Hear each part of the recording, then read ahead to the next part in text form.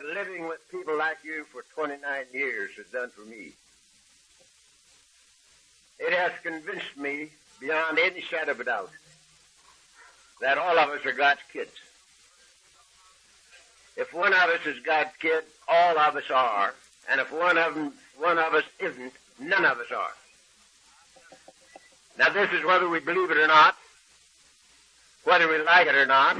Even if we deny it, we cannot change the reality of our own being.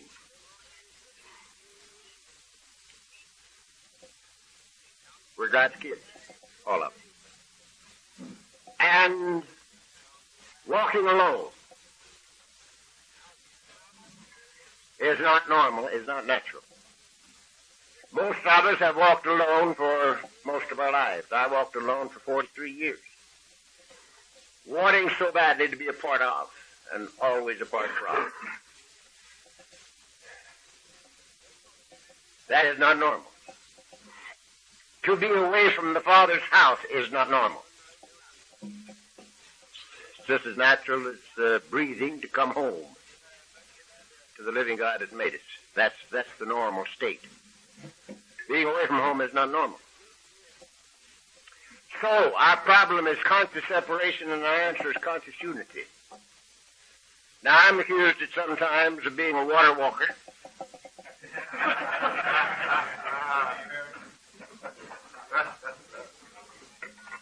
Some people think I'm overboard on the spiritual, so-called.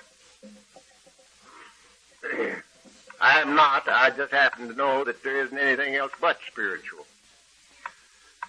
That's all there is. There ain't no more. So I'm naturally a little bit prone to that direction. But I have never heard a speaker, including myself, from the podium of Alcoholics Anonymous, that so strongly affirmed that as this book right here. For instance, here's a line in the second chapter. It's called There is a Solution. And here's what it says.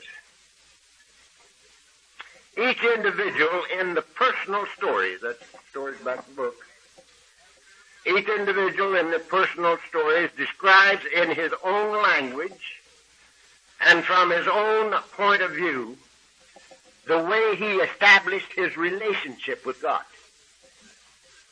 That's what it says right here. Second chapter. The way he established his relationship with God. And so, this is the answer. Conscious separation is the problem. Conscious unity is the answer. Now, I've got a little thing here. Doc tried to mess it up, but I erased all of his now, so we wouldn't get confused. Now, I don't know whether that thing will work with me over there or not. Maybe I'd better stay over here.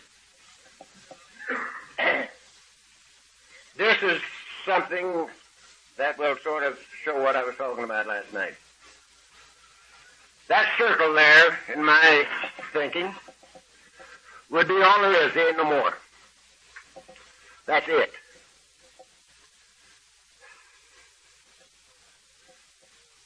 Those three words, life, good, God, insofar as I'm concerned, are synonymous. They all mean the same thing. So that's it. That's all there is. There ain't no more. Here's the feeling of conscious separation from. And as we said last night, that's human ego. That's the only roadblock between you and me and God. And here am I, out in left field, all by myself. I spent 43 years out there. Now that's very real as an experience. But it is not reality. It is not reality. Now, we said last night that this thing here could not be satisfied.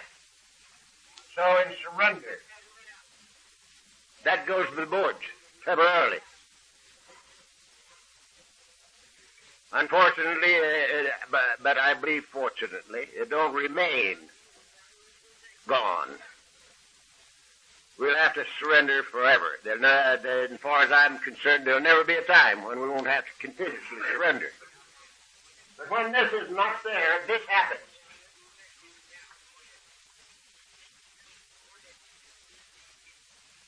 You wake up right in there. You don't get in there, you wake up in there. Because you can't get out of there in reality. There is no life apart from. There is experience apart from, but no life apart from. There's only life a part of. A part of. In Him we live and move and have our being. Now that's the truth of life. The carpenter said it like this: who by taking thought can add 1 cubit to his stature? Which means, I believe, you can't change the reality of your own being. You can only change your experience in reality. This was very real for 43 years. But it was not reality. And this is what happened to me in bed in January 1946. But I didn't know it. I had to discover it as time went on. Now, the first time I talked with my wife, she knew that something had happened. I didn't know it. She did. Because I called her in and I said, honey, you know, she was divorcing me. I said, it's no longer of any importance to me whether or not I live under this roof. It is of absolutely no importance to me at all. I'll never ask a thing of you as long as we live, but one. If I can ever add anything to your life, let me give it to you. And we closed the book, and it's never been reopened. She knew something had happened. I didn't. I called the kids in, and I said, boys, there's no father in the household any longer. You don't need to love me. You don't need to obey me.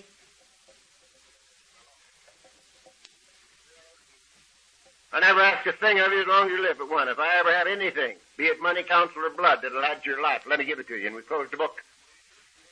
And it's never been reopened. They were too young to know that something had happened.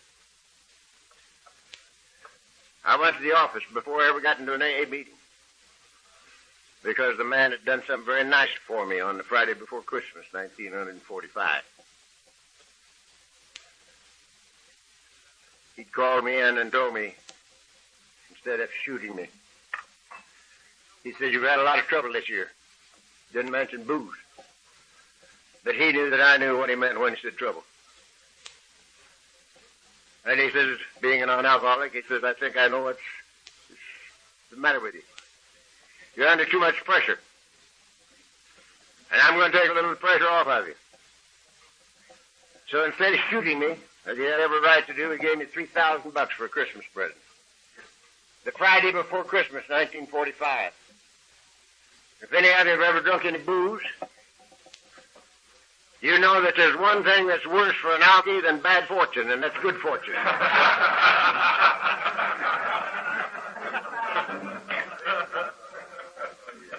So I got drunk on the way home. And I never showed up till the last of January. And he'd missed me. He'd sent word to the house that if I ever stepped foot in the plant again, he was going to throw me through the window. And the window to which he referred don't open. Plate glass affair. Many others see it. Haven't you, Bill? So, I was down there before I got into the first Alcoholics Anonymous meeting because I didn't know where to find you guys. But I knew where the plant was. And I went down there knowing that I was going to be thrown through the window. But I couldn't help it because he'd paid me for something I didn't do. And he came in to throw me through the window. And I couldn't have defended myself with a shotgun because I was puny. I was not well. I just come off a 4-week blackout. Fortunately for me, I was on the phone when he came in. And he had a little time, so he took my drafting boards and stuff out of the way so he'd have a clear shot at the window. As soon as I hung up, the phone was his, and he was a frugal man. He didn't want to throw it through the window. But he got ready to throw me through. And I hung up the phone and started after me. I said, Victor, leave me alone. I don't work for you anymore. I'm down here to clean up this desk. I'm here to do the things you paid me for last year that I didn't do. And as soon as I get even with you, I'll get out of here on my own power, and you'll never owe me a penny as long as you live, but for God's sake, leave me alone. I've got to get even with you. And he stopped in his tracks.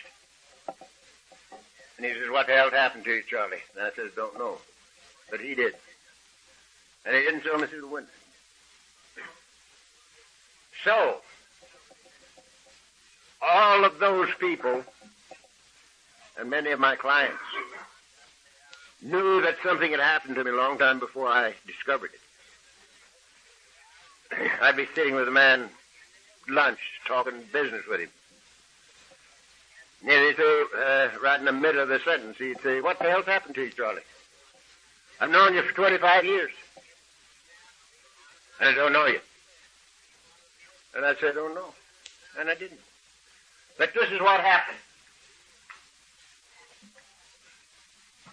That thing was gone, and eventually I woke up in here. Now, there is no life apart from. There's only life apart of. So this becomes the whole human race.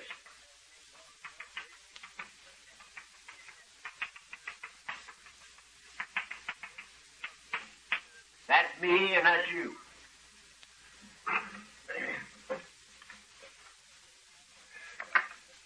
The good book says God is life, and you and I are life. So God is that which I am, and God is that which you are. This is the meaning of the words as we understood him in our book. As we understood him has no reference to understanding the infinite. It has reference only to the necessity of individual experience. My God, your God. The necessity of individual experience. I hunted your God for 30 years before I got here. And I couldn't find him. And I came here not even looking for mine, and we found each other. So we have to find him where he is. And he's right here in me and right there in you. So we have to find our own. Now, although the man that ruined my blackboard here for a little bit raises hell with me for quoting. He says, I hate a man that quotes verses. And I said to him, that's because you don't know any verses.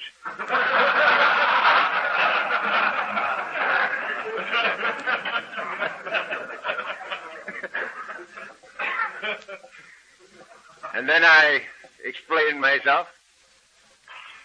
The only reason I ever quote verses is because some of those verses say things better than I can say them, that I want to say. That's all.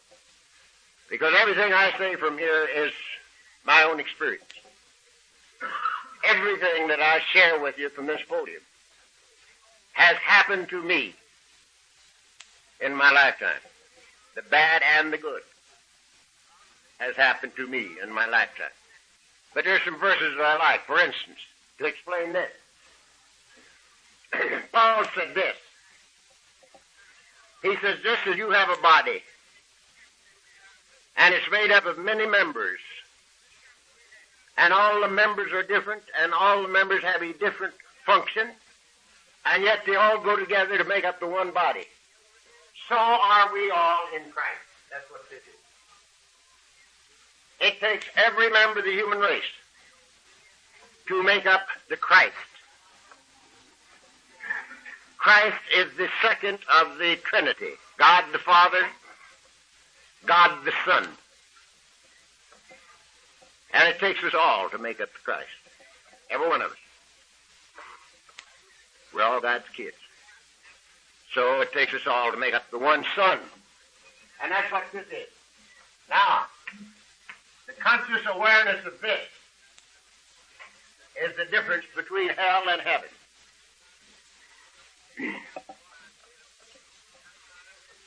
Being born out of conscious separation into conscious unity, I believe to be the rebirth, or the birth of Christ in me, and the birth of Christ in you. I think it has to happen to everybody. Now, we are the most fortunate of all God's kids because we run out of time, and people, and places, and things, and money, and booze.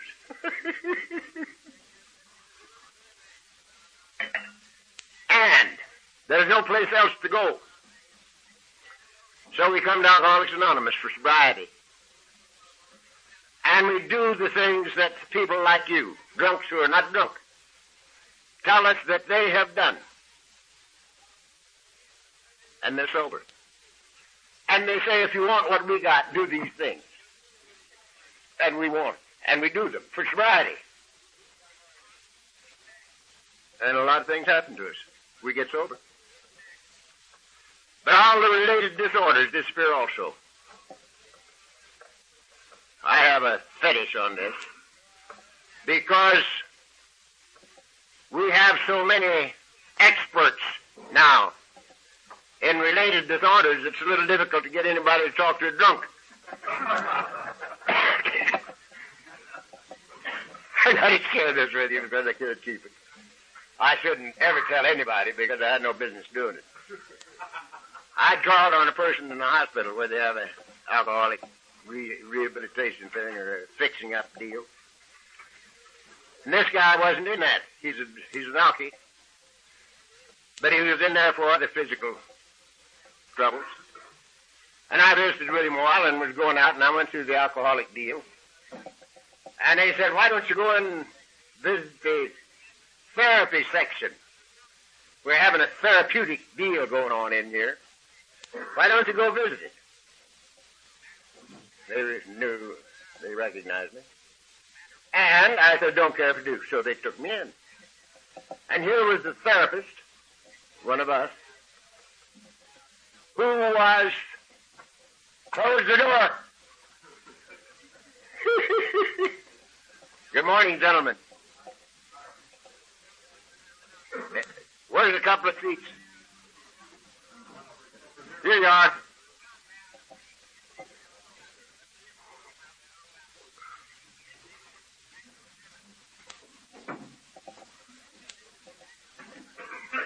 So, I went into this little deal, and here this therapist was coaching about a dozen drunks on how to handle such emotions as jealousy, anger, and resentment. And she was giving them the therapy, how to work on them, you know, how to handle those things. And I sat there and listened until I couldn't sit there anymore. And then I did a very bad thing. I just got up out of my seat and I said, just a goddamn minute.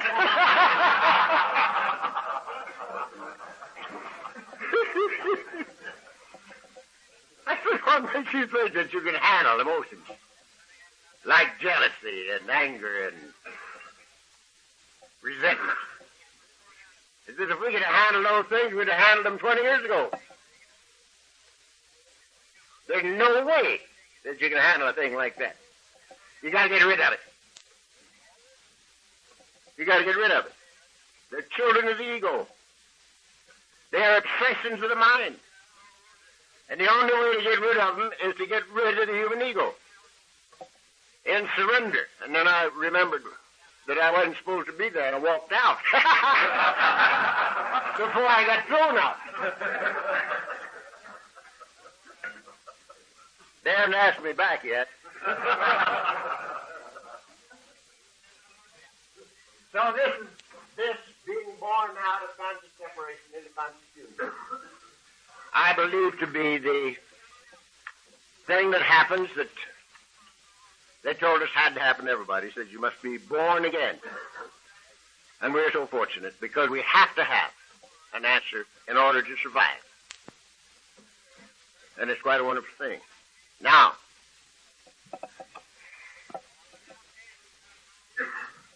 we talked a little yesterday about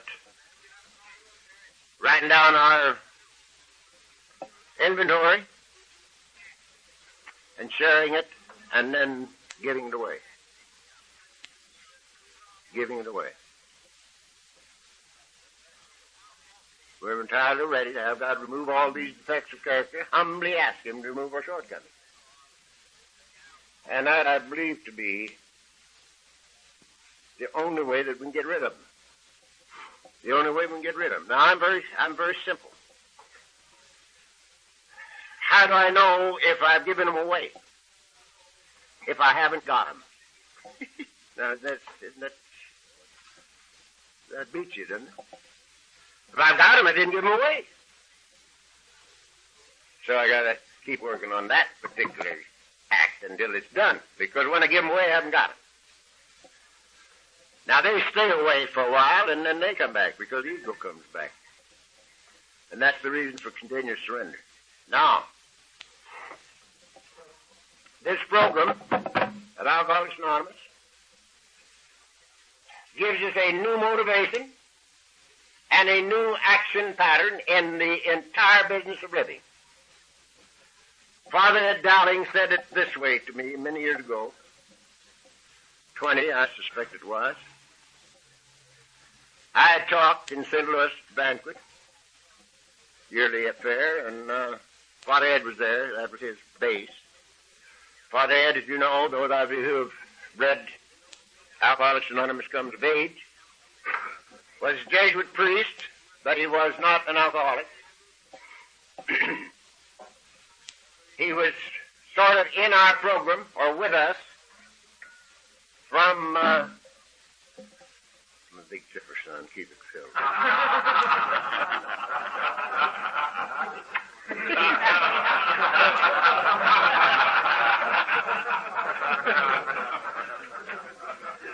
I'm trying to keep everybody awake.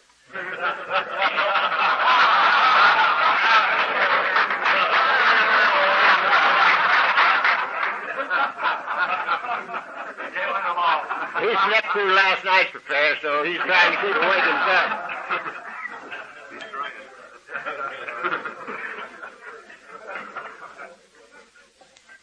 Although he was a non-alcoholic, he was with us from the very beginning. Tells in AA Comes of Age. And he said to me one time, I knew him very well, loved him very much, and I think he loved me. And he said to me, Chuck, he says, your cross was alcoholism.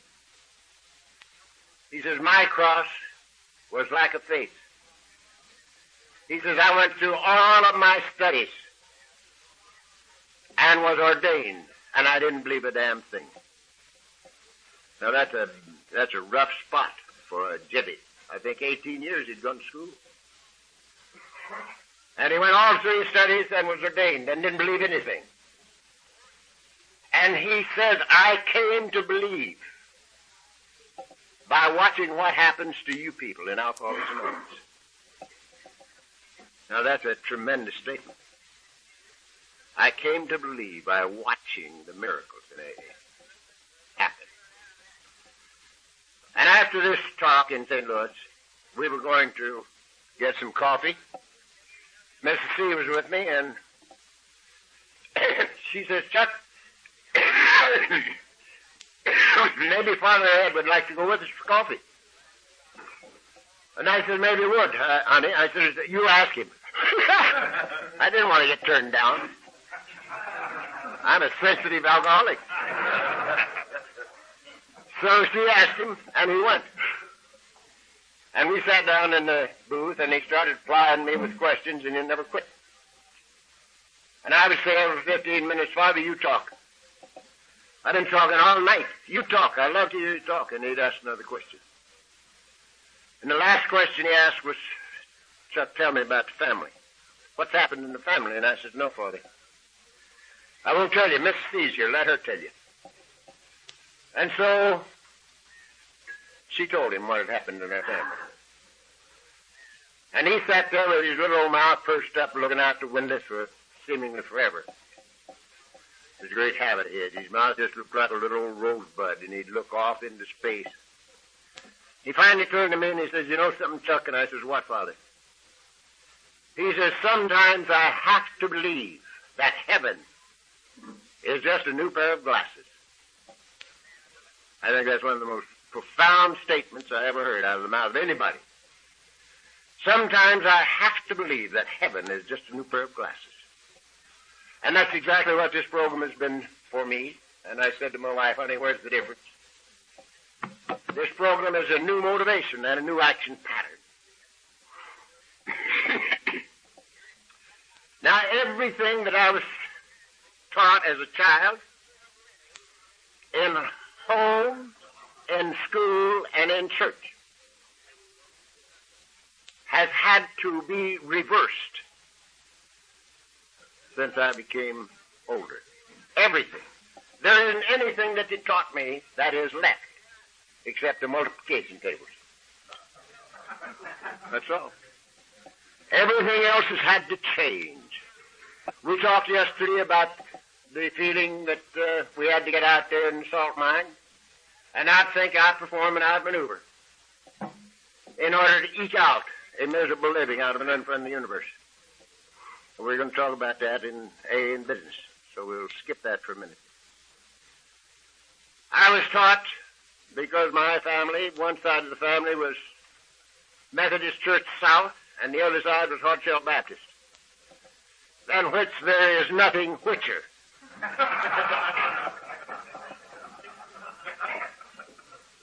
And we were taught that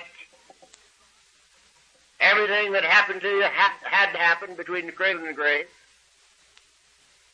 That there's only one thing important in life. Life was not worth very much.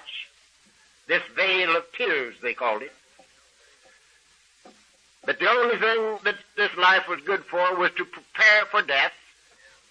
Death is a big thing, and all your rewards come when you get to heaven. Or if you don't make it, in hell. Hell, fire, and brimstone. Now, they taught us that we had to merit, to earn, to be worthy of the grace of God. That had to be reversed. You see, if we had to merit, be worthy of, earn the grace of God, the first alcoholic would not have gotten sober. Bill W. was an agnostic. And when Eddie talked to him, when he got down to the God part, Bill removed his hearing aid and got a little bit more involved in his gin. He was drinking a bit of gin that Eddie had refused. Because when Eddie talked with God, Eddie had found sobriety in the Oxford movement. And they also had a God of their own. That's where, as we understood him, came from, out of the Oxford movement. And Jim Burwell. And he went ahead drinking his gin, and the first thing you know, he's back in town hospital. And he heard Dr. Silkworth, and he is the only one of that first gang that I never knew, and I'm very, very unhappy about that because he lived a long time after I got the program. I never met Silky, but he must have been a hell of a guy. And Bill heard Silkworth telling Lois, Bill's wife, that the only thing she could do was to make his life as comfortable as she could because 6 months is all he had. And at the end of 6 months, she'd either have to bury him or lock him up. Permanent insanity. And he wasn't feeling too good. He was coming off a bad drunk. in a withdrawal period, and he heard that pronouncement, and he wasn't prepared for that. He said to himself, uh-oh. You know, I have tried everything else, but this God thing that Abby was talking about, and being faced with permanent insanity and alcoholic death, he didn't have much left to do except try what Abby talked about. And in total and complete abandonment of self, he says, God, if there be a God, reveal yourself to me now. And whambo, it happened like that. He acquired experience not unknown to many of us. And from that experience on, he never had another drink. When Silkworth came through the next round, Bill told him what had happened then. And he says, now, doctor, he says, do you think this was real, or was it just another hallucination? Dr. Silkworth says, well, Bill, whatever it is, hang on to it. He says, this is the first sense you've made to me since I met you in the first place. So, if Bill had had to earn, be worthy of, or merit, he didn't have any time. If there had been anything to do but to abandon himself, he didn't have any time to do it. There was no earning in things. Had there been any requirement to understand the infinite when I got here, I wouldn't be here.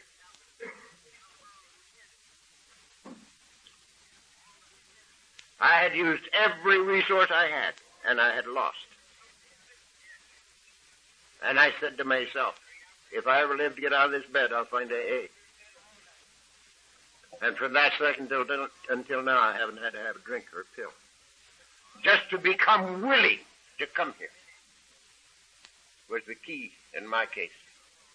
And there was no earning or being worthy of or meriting anything. And I had to live to be about 65 before I realized that the very word grace, the meaning of the word grace, is a free gift. A free gift. And there's no way that any of us can earn a free gift. Now, a little thing that is most important to me. When I discovered that I was sober, I started to try to do something about step 11. And it said sought through prayer and meditation. And I thought I was going to have to prayer and meditate. And I had me a Grand Central Head. My Grand Central Head didn't leave early. A Grand Central Head is when 10,000 things are going through your mind at the same time. And you can't hold a thought for a split second. But I knew I had to prayer and meditate, because it said here, thought through prayer and meditation. And I'm gritting my teeth, sitting in the same chair I sit in right now.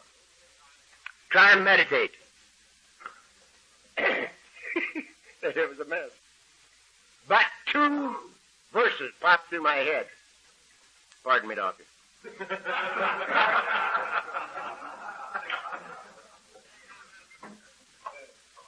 And I wouldn't take $1 million a verse for them. Because the first one was this. Seems like the carpenter was walking off down the road one morning and somebody wanted something, and he yelled at him, "Good master, good master." And he walked over and he looked down at the guy and he says, "Why callest thou me good? There is none good but one, and that's the Father." This is carpenter talking, mind you. And a little later on, somebody came up to him and he says, "Say, Bud," he said, "you're doing some pretty fancy didos." He says, "How do you do these things?" And the man says to him, "Go peddle your papers." "I don't. Of myself I can do nothing. It's the Father within. He doeth the works. I wouldn't take $1 million piece for those, because at that second I said to myself, if that's good enough for him, it's good enough for me.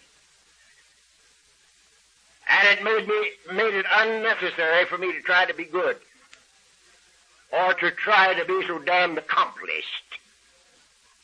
You know? It's good enough for him, it's good enough for me. And so I've lived from then until now in total expectancy of guidance and direction. I changed step 11 a little bit for me. The way I use it now, I get out of bed in the morning and I say, look, Dad, I'm reporting for duty. Now I'm going to move it around. I'm going to do the best I can with what I got. And all I want out of you is a little guidance and direction if I'll carry it out. Sure, thank you. And I go about my business. Total expectancy of guidance and direction. This in business, play, AA, home, the works. And I get it. And people say to me, how do you know? And I've got the simplest yardstick in the world on that, too. I never had it so good. This is the only easy life I've ever known, the only good life that's ever been mine in my entire lifetime. And that's all the yardstick I need. The next thing that they say to me is, I pray for knowledge of His will for me and fire carry it out. I think I get direction, but how do I know whether it's my will or His will? And that's a good question. And I have the simplest answer in the world for that, for me. If it's important to me personally, it's my will. If it's important to me personally, it is an ego satisfaction.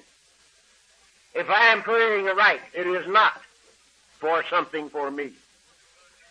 It's that I might be of some value to you.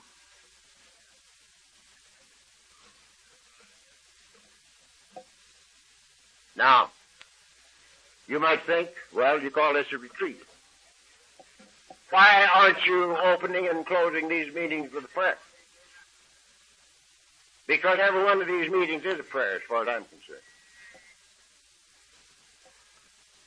Insofar as I'm able to perceive, every serious thought is a prayer. Even worry is a prayer for something you don't want to happen. Anticipatory anxiety tends to create the thing you're afraid of. Actually creates it. Old Job says, lo, that which I feared has come upon me.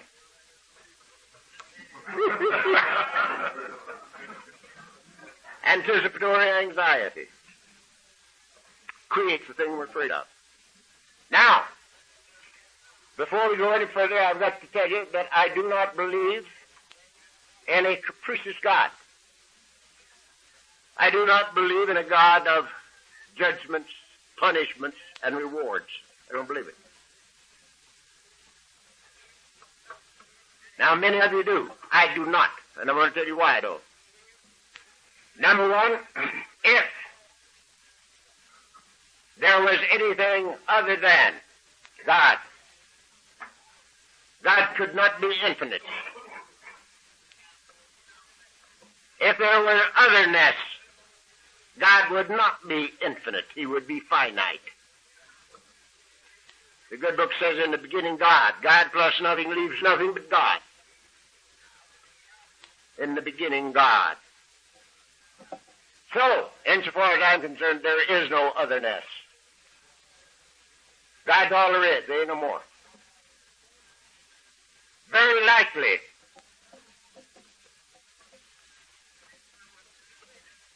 the process of creation is something like this. God thinks and himself becomes the thing he thinks about.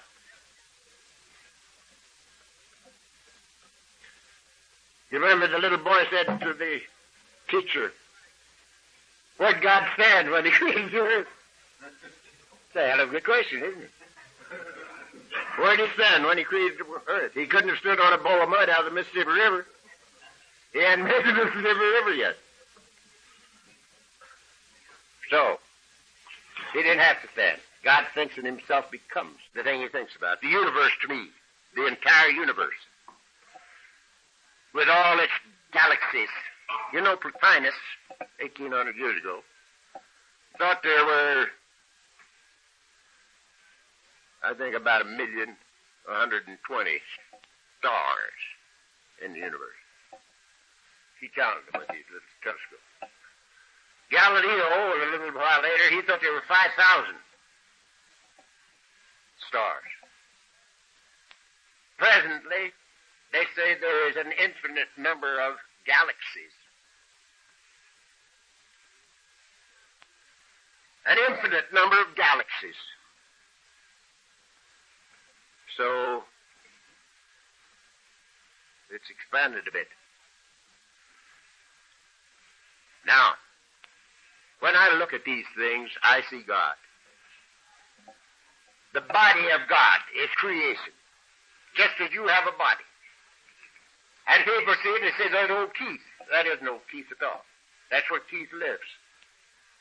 When Keith moves out, that body goes back to the elements that make the mountain and the molehill.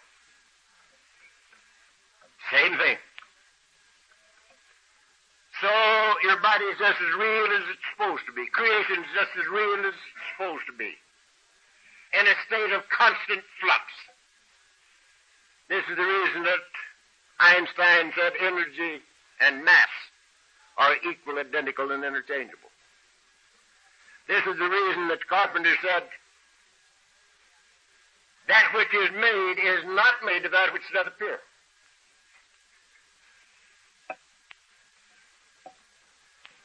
It's the evidence of, or the body of the Creator. And as such, it's the most beautiful thing I ever laid eyes on. We've had time to expand on that, too. Beautiful thing. Now, you and I duplicate God in our little world.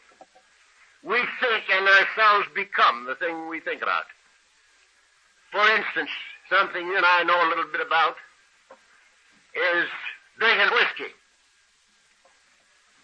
and muscadoodle and old Panther. I broke in on White Lightning, 146 proof. From that up to 169. Real good. You drank it out of a fruit jar. It's nice. You get it. Crease right across your nose.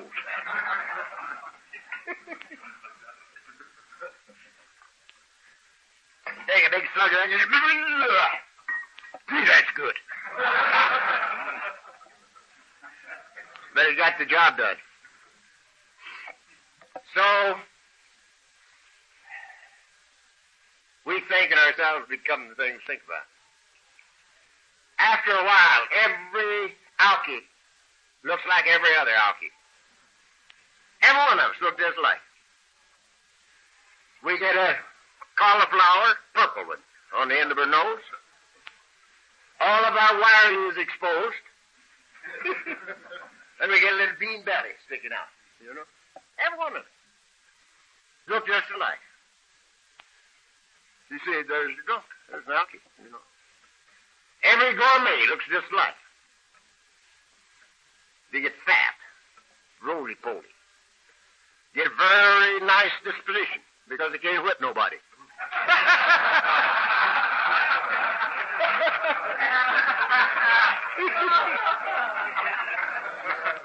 They all look just alike. Every wolf looks just alike. Look at Bill back there with his bald head. Son of this one up here with his bald head. He's a damn wolf. Look at him. He walks down the street. Everybody sees him, knows he's a wolf.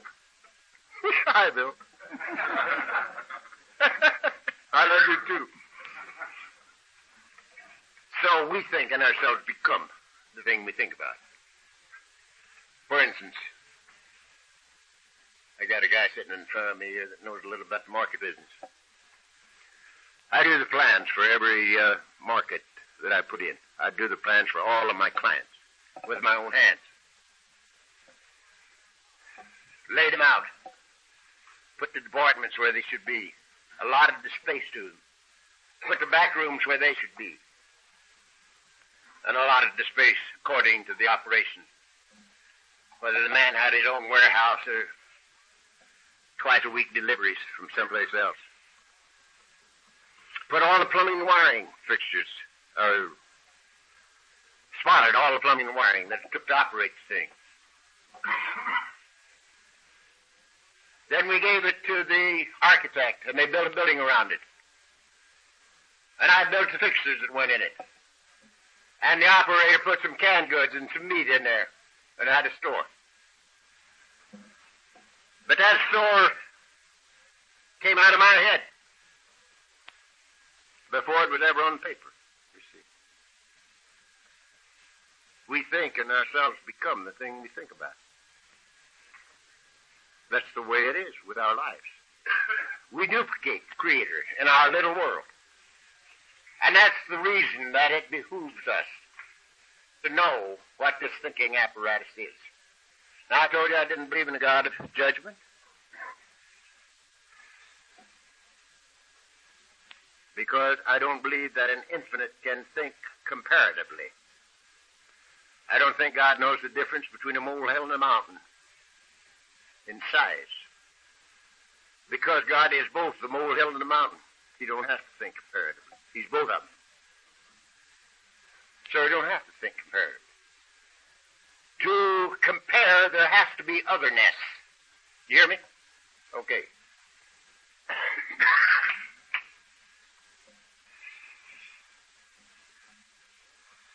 This makes it unnecessary to have God of justice. We have a God of love. And a great law of justice without judgment. A great law of justice without judgment. The law says, what you sow, you reap. You can't plant radishes and get cucumbers. What you sow, you reap. As a man thinketh in his heart, so is he. It's a great law of life. And it's just as cold as any law in the universe. It's cold as the law of electricity. That law of electricity, light that light, fry your bacon or fry your fanny. And it's just as comfortable frying your fanny as it is lighting that light. It's the nature of the law. The nature of the law of life is that if I pour in slop, I get back slop. And it's just as comfortable giving me back slop as it is giving me back love. Now, I taught that law 40 years ago. And I thought people could live by it, but you can't. If you're an alky, you can't live by it. You know what? You know you can't plant radishes and get cucumbers. So you know that you got to do a little controlling job on your thinking. But you can't live by it. You got to have some heat. Where'd the heat come from? There were two pillars in front of the Temple of Solomon. They were called Jachin and Boaz. You had to walk between those pillars to get into the temple, the Holy of Holies. Jachin and Boaz. Now that means law and love. Law and love. And the ancients put it like this. On the one hand, all is law.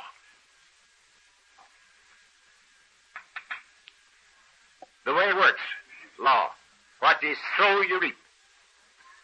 And on the other hand, all is love. And love is the fulfillment of the law. Love is the fulfillment of the law. Now, what does that mean? That means sooner or later, you and I can have only one motivation for any act whatsoever. And that's love. The only reason for doing anything is because you love it, for free and for fun. That's work, play, AA, home, the works. Love is the fulfillment of the law. Now, what does it mean?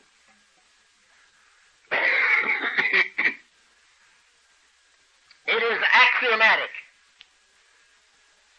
that if the only thing I pour into life is love, the only thing the law can give me back is love. Love is the fulfillment of the law. I love you. Period. Why? In the beginning, because you were drunks, and because you rocked me to sleep, and you gave me the program of Alcoholics Anonymous, and helped me do it. So I had to love you. I had to love you. I hated you more than any part of the whole human race. I hated you before I got here. Before the thing happened to me, I thought the entire human race was a cosmic mistake. God's kids were too damn mean and too stupid to merit my attention. I was interested in God. I learned a lot about him, and the more I learned, the drunker I got. Now, that wasn't because I knew more, but because I didn't do anything. I knew so much I didn't have to do. I told you guys what to do. But I didn't have to, because I knew these things, you know. So it took me pretty near 70 years to learn that you can live yourself into right thinking, but you cannot think yourself into right living. All you got to do is do these things and something will happen. Don't do them and nothing happens, regardless of how much you know about this book. We had a guy here, when I first got here, we called him the coach. His name was Paul Cahill. Some of you guys were here long enough ago to know him. Paul had two vocabularies. He had under the bridge vocabulary, and I thought I had a pretty good one. But he could lose me. And he had a Notre Dame vocabulary. And he knew this book practically by heart. He could stand up here almost quote chapter 3 in its entirety and chapter 5 in its entirety without cracking a book. And we had to watch Paul die. We had to watch him die.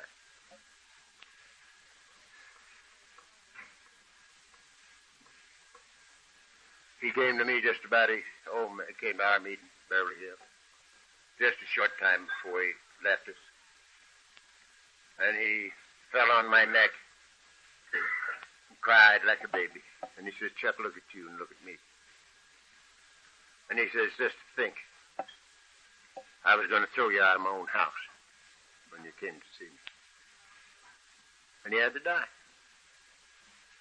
Because he forgot to do these things. He knew them, but he didn't do them.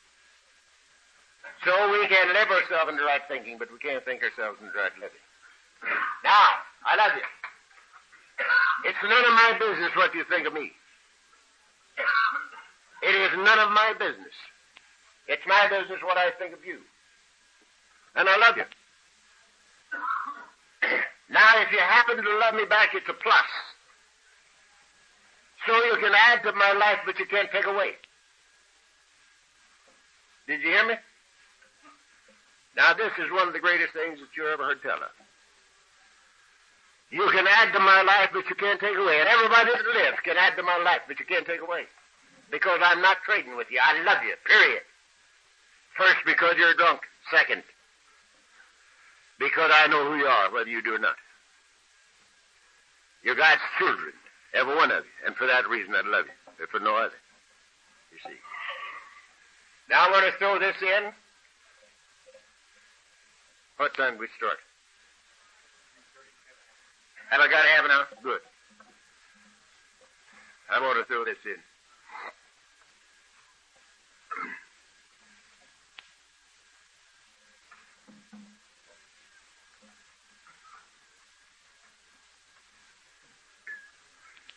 As many of you know, I do a few things in Alcoholics Anonymous. And I have been doing them for 29 years. Like maybe having 8 talks in a row. And I don't do it because I want to hear my voice. I've heard me before. And I don't do it because I want your applause, because I've had that before. The only reason I'm here is to share me with anybody that wants me in love. That's the only reason I'm here. And that's the only reason I can do what I do. If I was concerned about saving your souls, I wouldn't be here. Because if any of you have a lost soul, I wouldn't have the slightest idea where to look for it. Not the slightest. And I'm most certainly not here to make Christians out of you. Because as I understand or misunderstand Christianity, I just might not be a Christian. You priests take note.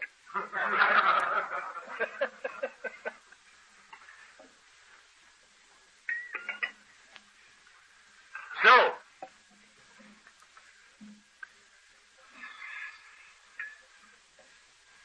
I've never had a sponsor in this program. Never. When I got here, I didn't know anything about a sponsor. And when I learned about a sponsor, I didn't figure that I was entitled to that much consideration from anybody. I never even asked many questions for a long time. I became an eavesdropper. When I got well enough to hold a cup of coffee, I'd get me a cup of coffee, pick out somebody that seemed to be talking pretty good AA, and back up to him, and stick me into the conversation. Give me a hell of an eavesdropper. And if they caught me, I'd take off. Back up to somebody else.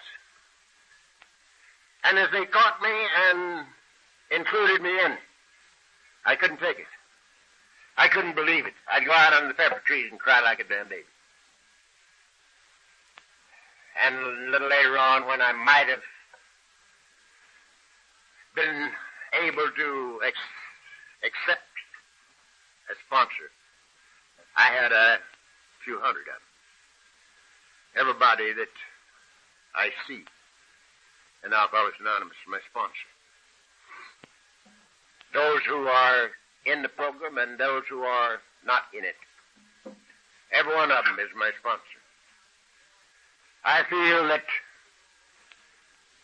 every man is my teacher, some teaching me what to do and some teaching me what not to do. And I think the one that teaches me what not to do might be just as important as the one that teaches me what to do. As I have told many of you, I went through 2 deaths last year with people that I'd known, one of them 28 years and one of them 25. And they both left by their own hand. One of them was only 45 years old, and he'd been sober 25 years. And I'd been instrumental in getting him in here. And his image got between him and his program and his God. And he had to die. And the other one let something get too important to her. And she had to die. That's 28 years. So, those that teach us what not to do are just about as important as teachers as those that teach us what to do. Now,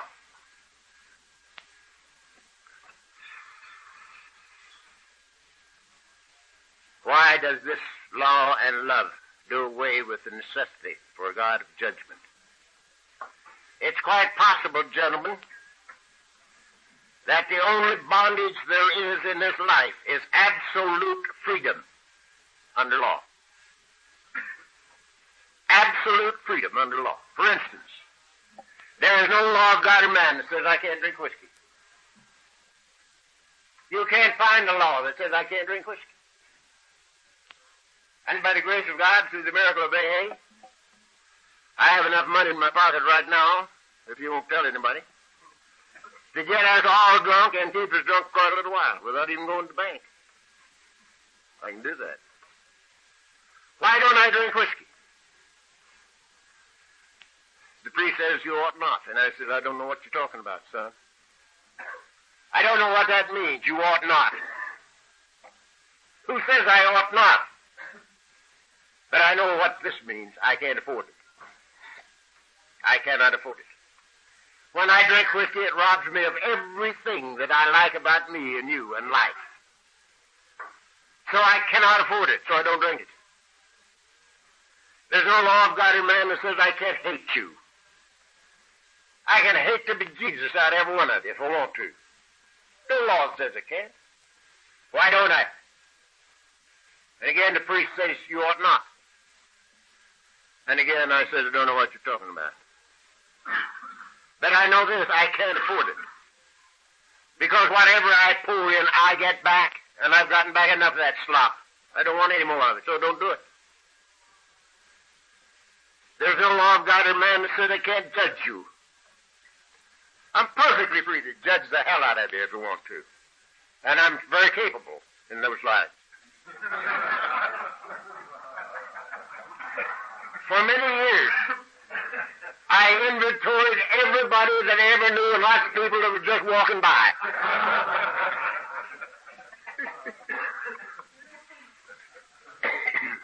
Why don't I judge you? I can't afford it. Now, the carpenter told me what had happened to me if I did. But he did not tell me I couldn't. He says, judge not that you be not judged, for with whatsoever judgment ye judge, ye shall be judged. And with whatsoever measure ye meet, it'll be measured to you again, heaped up, pressed down, and running over. Now, that's what happens to me if I judge. But he didn't say you can't. If I'm willing to pay the penalty, I can do it. But I am not willing to pay the penalty. So I don't do it. No law of God in man that says I can't resent you. Why don't I? Can't afford it. Envy, can't afford it. So I don't do it. Because whatever I pour in, whatever I sow, I reap. The only bondage there is, perhaps, in this entire life is absolute freedom under law. You can do anything your imagination conjures up if you're willing to pay the inevitable consequence of your thought and act. I am not willing, so I don't do it. Now we got to take a little moment and do away with something that many of us think about. For instance, people were telling me for years, stuff you can't drink, you got to quit. You know? And I could look around me and see a lot of people that were drinking and not getting in trouble. And I couldn't understand why I couldn't drink like they did. And I sit up there in my room now, in that same chair, and I look down on the little town of Laguna Beach, and there are 15,100 people in Laguna Beach. The last count. And 15,000 of them can do things I can't do. And they're all God's kids. How come? They can eat a little and drink a little. Love a little and hate a little. Judge a little and resent a little. Lie a little and cheat a little. They're God's kids, same as I am. How come they can do that and I can't? Simply because as yet they have not run out of time. And there's another thing that they can do that you and I never could do. They can eat a little and drink a little. You and I never could do that. We have always figured that anything that was worth doing to excess. So, we ran out of time. They haven't run out of time yet. And it is my opinion that it doesn't make any difference to the universe when they run out of time. Whether it's now or 500 years from now, it don't make any difference.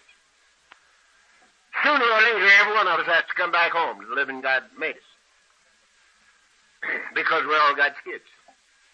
But the timing don't count with the universe. It counts with me. Life is pretty good living it with you guys. It ain't with a damn living out there in that jungle where I used to live. So that's the deal.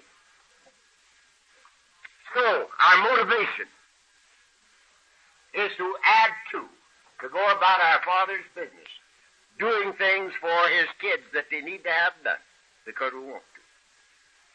And that's what our 12th step tells us to do. Having had a spiritual awakening as the result of these steps, we tried to carry this message to alcoholics, to God's kids, and to practice these principles in all of our affairs with God's kids in every department of our lives. At home, in business, in play, in AA. And so, if our motivation is love, and we do these things for free and for fun, the only thing that the law can give us back is love.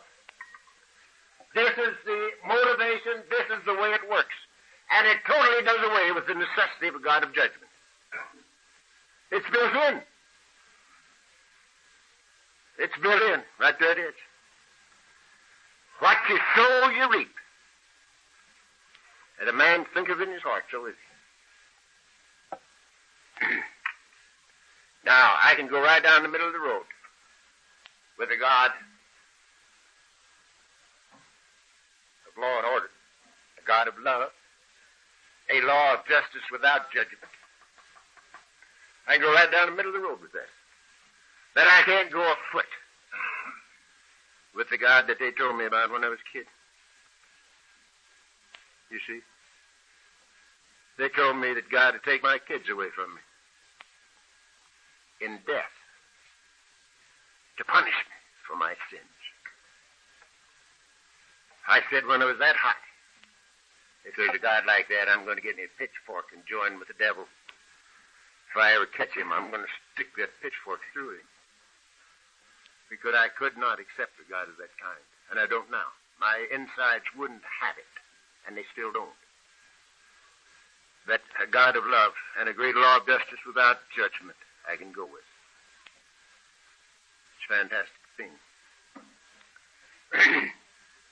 I don't happen to believe in good or bad. I don't happen to believe in right or wrong. I don't happen to believe in two worlds. I believe in one world. I believe in that. This is an experience, but it's not reality. The carpenter said, judge not according to appearances, but judge righteous judgment. That means that pretty soon we see ourselves in all men and all men in ourselves. And we look through the conditions of the thing behind it. I haven't seen a drunk now for 20 years.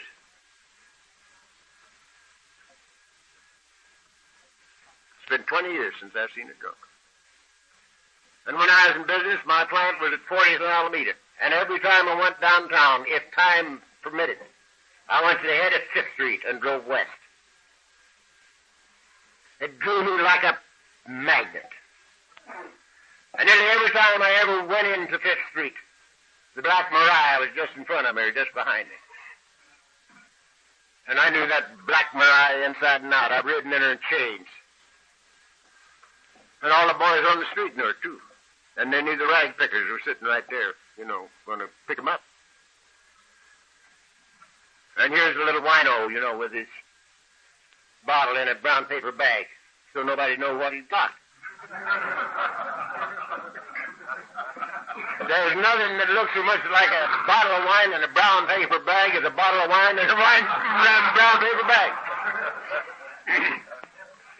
So he sees this rag pickers coming, and he tries to get in the alley, and he goes flat on his ass about, strike that. About 4 times, running for the alley, but he don't break that bottle. He breaks his fatty, but he don't break that bottle. And he gets into the alley. And I say, thank God, because that's me. That's me, but with the grace of God. And I go on down the street, and here sits the old boy in the doorway. It's July. And he's got on 2 overcoats. Black one and a gray one.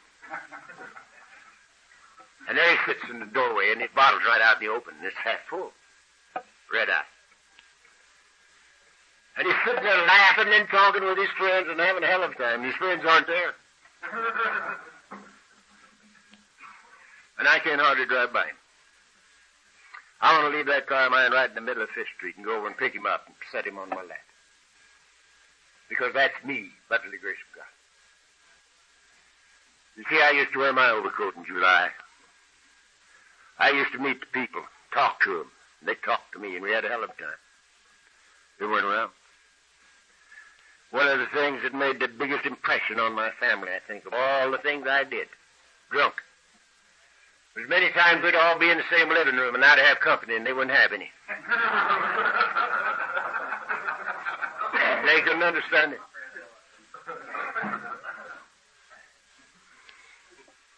So we don't judge according to appearances. We look through the appearance and see God's kid right under that crud. And we share with him. We share our experience, strength, and hope, one with another in love. And that's the reason our program works and nothing else does. Without the sharing, without the caring, there would be no recovery in Alcoholics Anonymous. Now, I told you a little bit ago, it's my business what I think of you, and it's your business what you think of me. That is not my business unless you want to make it some of my business. It never concerns me. I never wonder, even. I don't have to because I love you. And love is a complete thing within itself. It's like virtue. When virtue recognizes itself as virtue, it immediately becomes vice. Virtue is its own reward. Love is its own reward. The fulfillment of the law. So, I don't have to wonder about it. Now, in personal relations, this has the greatest meaning on the face of the earth. Because, you see, all of us are God's kids. And all of us do what we have to do. Because all of us have obsessions of the mind. Now, in my early experience in Alcoholics Anonymous, I thought that obsessions of the mind were a part of my disease. That the earth people didn't have any right to them. You know, they're not alcoholics.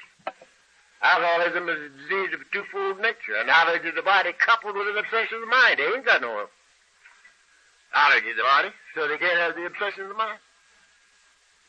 That was just for drunks. But in living a while, I had to come to see that we're all God's kids.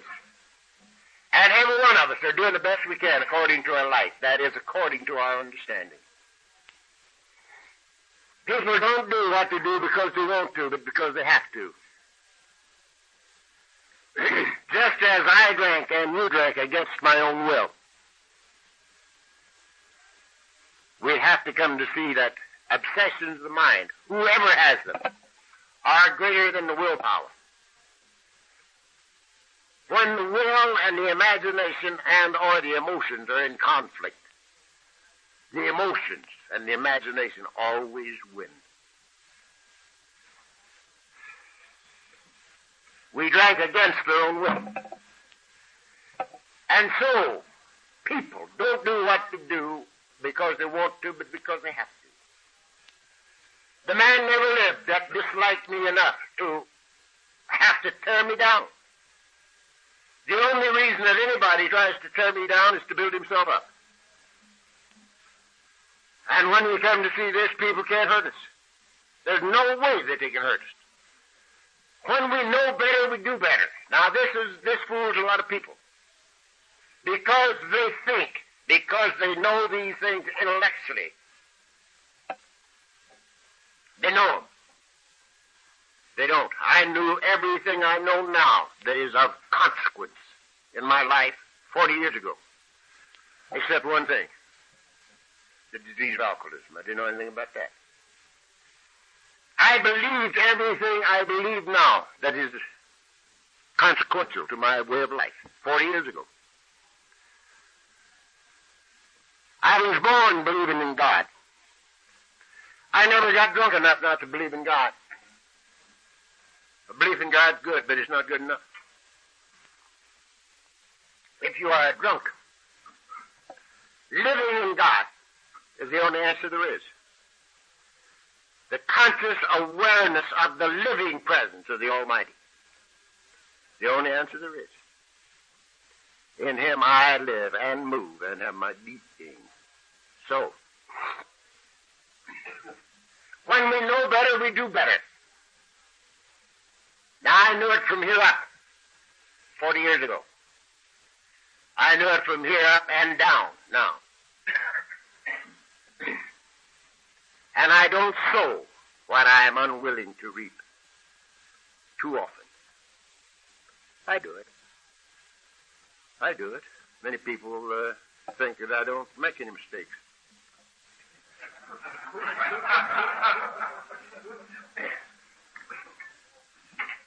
Once I thought I was wrong, but I was mistaken there.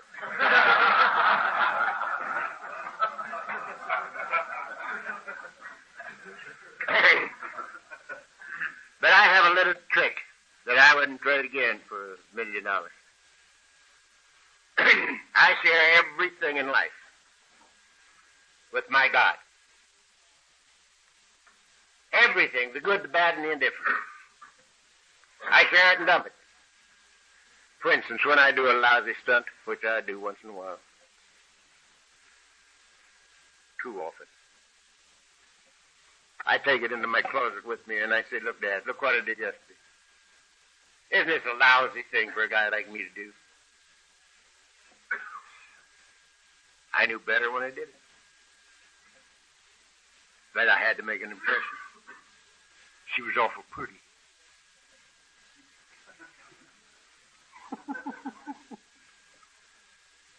Now, I don't like it, and you don't like it. And I'm going to do better. And with your help, I'll do a lot better, sure thing. And I dump it and never pick it up again. And when the good thing happens, I do the same thing with it. I say, look, Father, isn't this beautiful?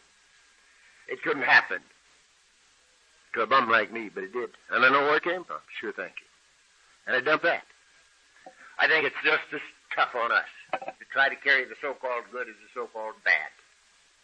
We don't need either one of them, because this life should be spontaneous. We don't need any impediments. Get rid of the whole business and start each day anew, with no yesterdays and no tomorrow. Spontaneous life.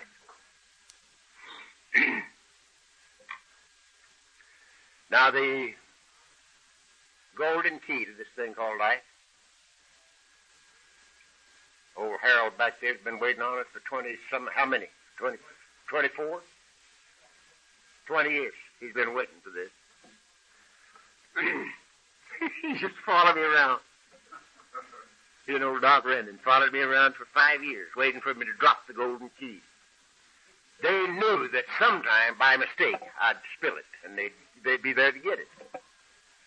And every time they'd come down and take up the whole night yakking in my living room, I would tell them, look, I've given you this key every time you ever heard me talk. I've given it to you. All you got to do is do these simple things. But they knew there was something else. So I'm going to give him the golden key now, after 20 years. The golden key to this thing called life is rigorous self-honesty. Rigorous self-honesty. Why? Because we have a monitor with us. We didn't put it there and we can't dislodge it. The religious call it conscience. This is another thing I don't understand, don't know anything about. I call it God. God in me, as me, is me. I'm not God, but God is me. Infinitely greater than I, because he's all you, as well as me.